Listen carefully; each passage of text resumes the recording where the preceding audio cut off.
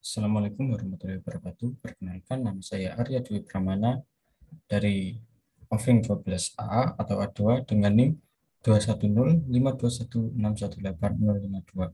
Di sini saya akan menjelaskan mengenai aktivitas dan energi disipasi mata kuliah mekanika bahan dosen pengampu Bapak Mirza Abdillah Pratama STMT.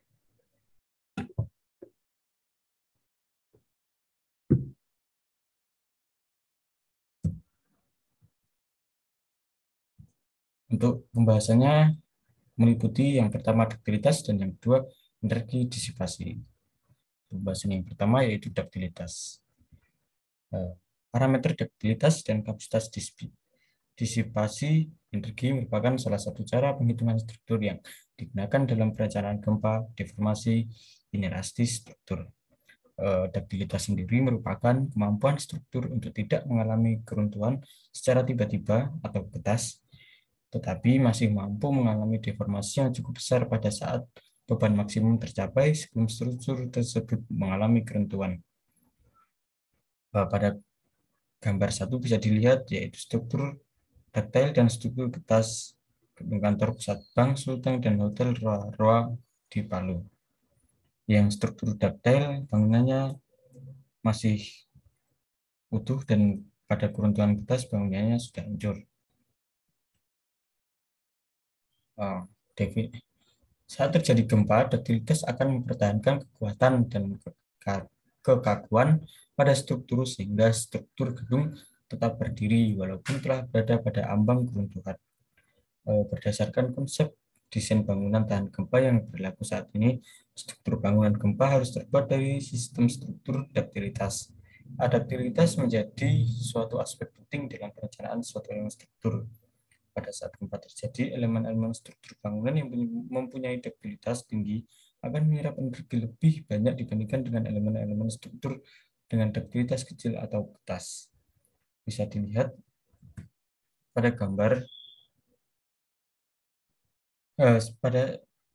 bisa dilihat bagian yang berwarna kuning merupakan sendi plastis. Untuk studi kasusnya, pada saat gempa terjadi, duktilitas pada struktur menyebabkan terjadinya sendi plastis secara bertahap.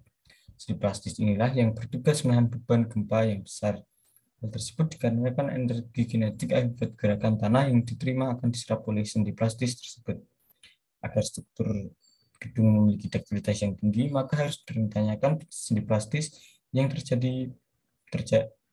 berada pada balok-balok dan bukan terjadi pada kolom, kecuali pada kaki kolom yang paling bawah dan bagian atas kolom penyangga atap.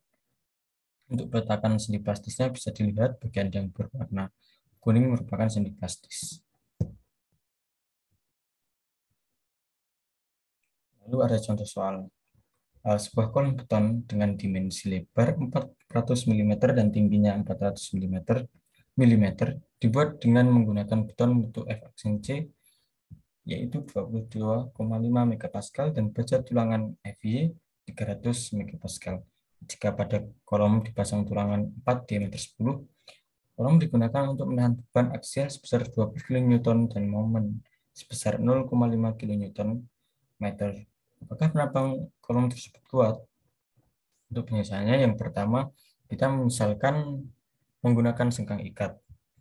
Diketahui luas tulangannya atau AST 4 diameter 10-nya 2,85 cm kuadrat atau sama dengan 285 mm kuadrat. Lalu luas beton AG-nya 400 dikali 400 hasilnya 160.000 mm kuadrat.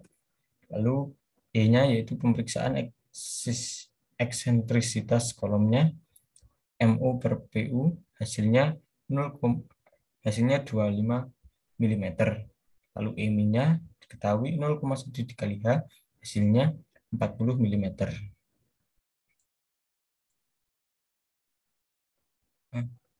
E hasilnya adalah 25 mm sedangkan E min hasilnya 40 mm. Maka E kurang dari E min. Pada kondisi ini kolom merupakan kolom dengan beban aksial terpusat. Lalu untuk Menghitung kekuatan penampangnya atau PN max-nya, rumusnya ialah 0,80 dikali B0 untuk kolom senggang ikat. Lalu dijabarkan 0,80 dikali 0,85 dikali F aksen C nilainya 22,5 dikali AG nilainya 160.000 minus AST 285 ditambah dengan AST dikali dengan FJ. Maka didapatkan hasil 2.534 kilonewton yang jauh lebih besar daripada angka 20 kilonewton. Maka penampang penampang tersebut bisa disimpulkan bahwa penampang tersebut kuat menahan beban lateral yang diberikan. Lalu untuk pembahasan yang kedua ialah energi disipasi. Energi disipasi merupakan kemampuan struktur dalam menyerap energi melalui proses lelah pada daerah sendi plastis dalam merencanakan suatu struktur gempa bersifat taktil di daerah sendi plastis sebelum keruntuhan. Jika suatu struktur diberikan beban siklik atau cyclic loading, maka energi yang diserap dalam satu siklus pembebanan adalah jumlah energi yang diserap saat menerima beban tarik dan tekan. Total energi terdisipasi selama pembebanan berlangsung merupakan daerah histeris loop, beban, dan lanjutan. Lalu kapasitas ditiposi energi merupakan parameter yang penting untuk struktur yang direncanakan dengan beban gempa dengan periode ulang yang lama. Pada struktur yang mendapat beban lateral siklik, nilai disipasi energi untuk satu siklus E1 dapat dihitung dari luas area histeris seperti pada gambar di bawahnya. Ya. Lalu kemudian pengaruhnya, faktor-faktor yang mempengaruhi disipasi energi ialah yang pertama kuat tekan, yang kedua dimensi penampang, dan yang ketiga riwayat pembebanan. Yang kedua, pengaruh dari adanya materi atau perhitungan disipasi energi adalah kita bisa mengetahui kemampuan menyerap energi atau kemampuan disipasi pada suatu struktur yang direncanakan tahan gempa.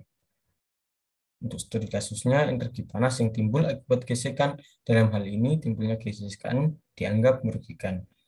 Yang kedua, energi listrik yang terbuang akibat adanya hambatan pada kawat penghantar. Yang ketiga, energi panas pada trafo. Trafo itu dikehendaki untuk mengubah tegangan, namun pada kenyataannya timbul panas pada trafo. Panas inilah yang dapat dianggap sebagai energi disipasi. Sekian presentasi dari saya. Apabila ada kurang lebihnya, wassalamualaikum warahmatullahi wabarakatuh.